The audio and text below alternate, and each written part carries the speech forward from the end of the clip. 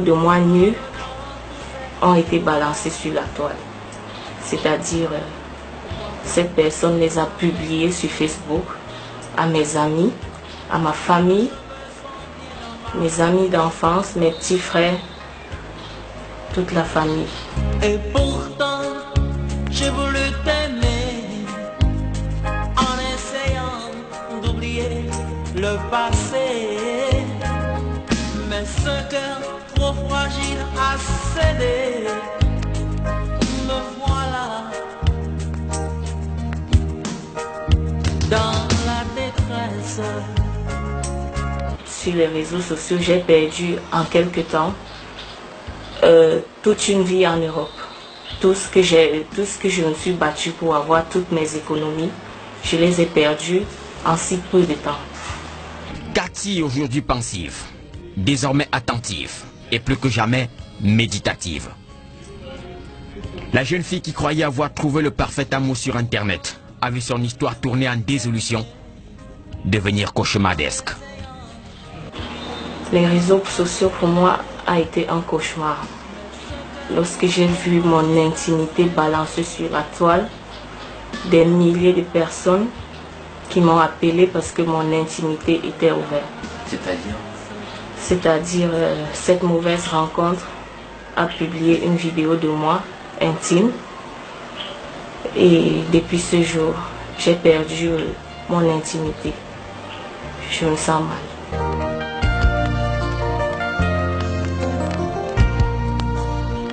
Le scénario tragique n'a rien enlevé à sa fibre de passion pour la beauté. Se faire belle, malgré cette horreur sentimentale, Cathy le sait et le fait tous les jours, du lever au coucher du soleil. Petite fille, cela ne sert à rien de pleurer. Ne te laisse pas emporter. C'est parti tout d'abord d'une déception amoureuse, un abandon et un rejet que j'ai vécu très mal avec le père de ma fille. Et je suis restée près de 4 ans sans vivre de relation amoureuse ni sexuelle. Et du coup, tout mon entourage m'encourageait de refaire ma vie. Et subitement, j'ai fait cette mauvaise rencontre sur Facebook. Je me suis confiée à cette personne et je lui ai fait confiance. Et ça s'est mal terminé.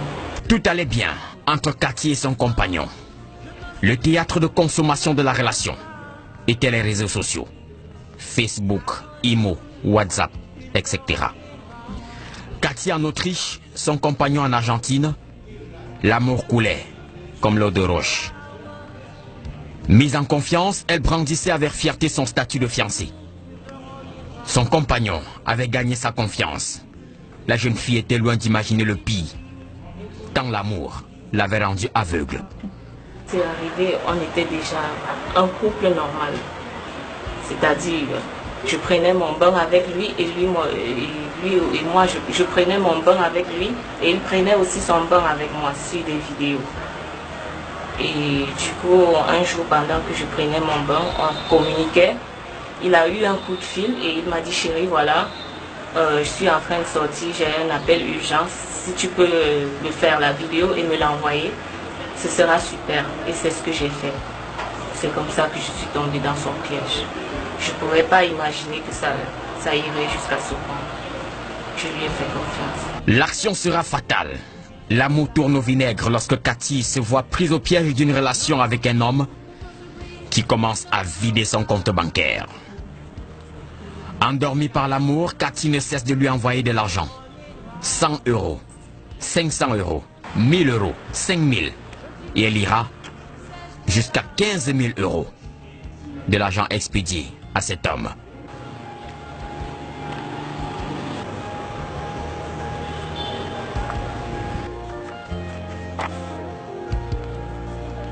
La première fois, il m'a demandé de l'envoyer d'abord 500 € parce que il devait préparer son voyage et quelques petits trucs.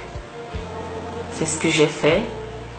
Et après les 500 €, Il m'a demandé de lui prêter encore un peu plus parce qu'il devait loger à l'hôtel et les hôtels coûtent tellement cher dans leur pays.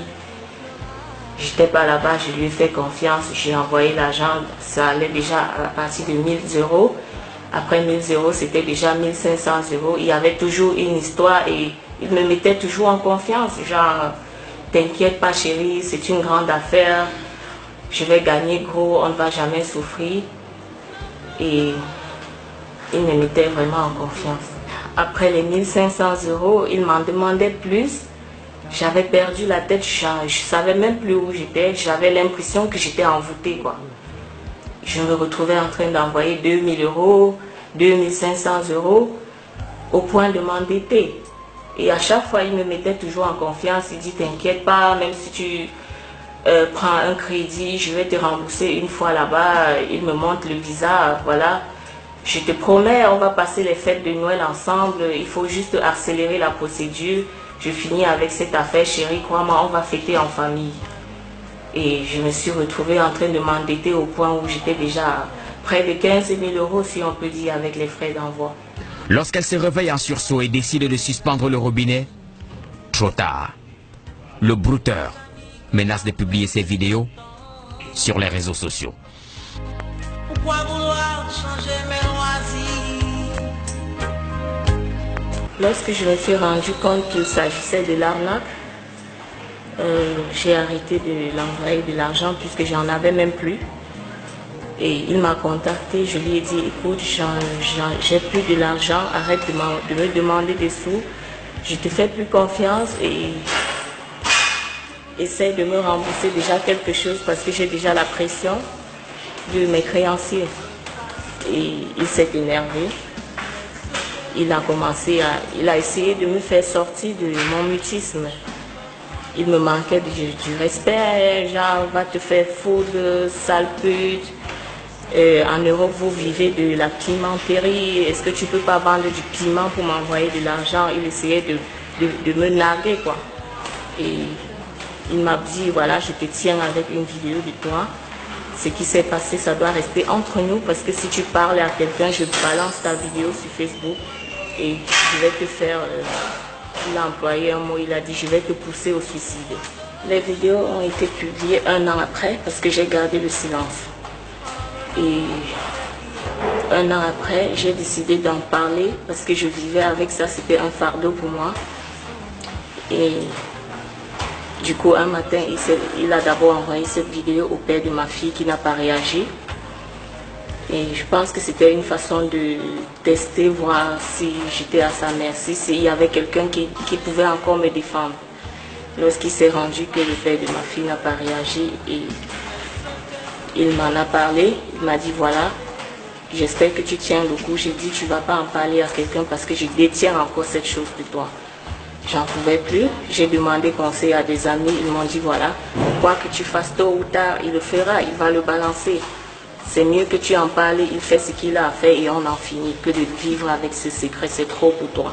Ça en est de trop. Et j'ai contacté une dame sur Facebook très gentille qui s'appelle Flore de Lille. J'ai parlé du problème avec Flore de Lille. Et elle a fait une vidéo, on a balancé avec ses photos, on a parlé de mon histoire. Lorsqu'il s'est rendu compte que j'ai parlé de cette histoire, c'est comme ça qu'il a pété le câble. Un matin, il a commencé à créer des faux profils avec ma photo, mon nom avec lequel je lui ai envoyé de l'argent, c'est-à-dire mon nom complet parce que mes amis ne connaissent même pas mon nom. Et il mettait un message du genre, je veux tourner un film X et juger cette vidéo parce que je fais un casting. Il a envoyé à tous mes amis, ma famille, mes connaissances. Ouais, c'est comme ça.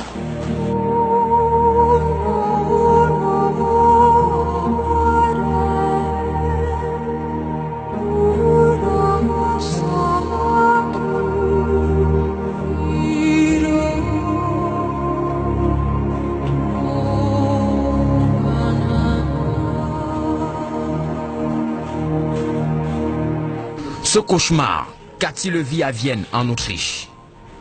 Fidèle téléspectatrice de Regard Social, elle décide de rompre le silence au Cameroun, la terre de ses ancêtres.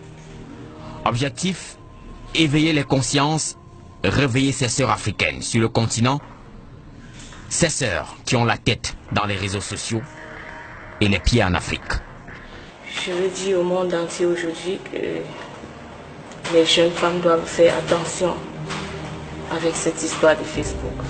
Je veux dire au monde entier que nous, les Africains, il n'y a pas de solidarité féminine entre nous.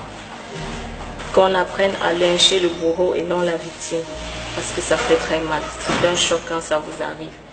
Je veux aussi dire à toutes ces femmes qu'elles sachent que ça peut arriver à n'importe qui. Il ne suffit pas d'être trop bête ou trop intelligent. Ça peut arriver à n'importe quelle femme, même une femme mariée, même à votre maman, à votre petite soeur, à votre cousine, à tout le monde dans votre famille. Nul n'est épargné. C'est un fléau très dangereux. Ce qui m'a le plus choqué, c'est que les gens m'ont jugé sans me connaître. Les gens m'ont condamné sans savoir ce qui s'est passé pour qu'on en arrive là. J'ai vu des femmes publier cette vidéo, des femmes mariées, des filles que je pensais que c'était mes amies. Elles se sont partagées et se sont réjouies. J'ai vu des hommes qui pouvaient être mes grands frères partager la vidéo et se moquer de moi. Les gens m'ont lynché sur la toile sur Facebook sans connaître ma vie, sans me connaître. Au lieu de lyncher le bourreau, la victime, c'est plutôt moi que les gens ont lynché.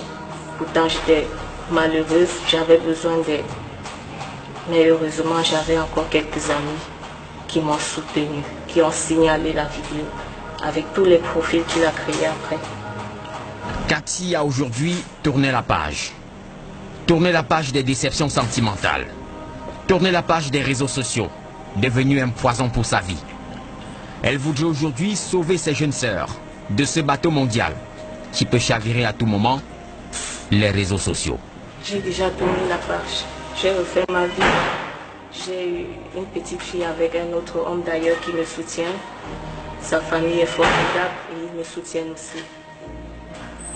Mais je voulais que cet homme paye pour ses actes parce que sinon je ne retrouverai jamais la paix. Retrouvons-nous sur Facebook.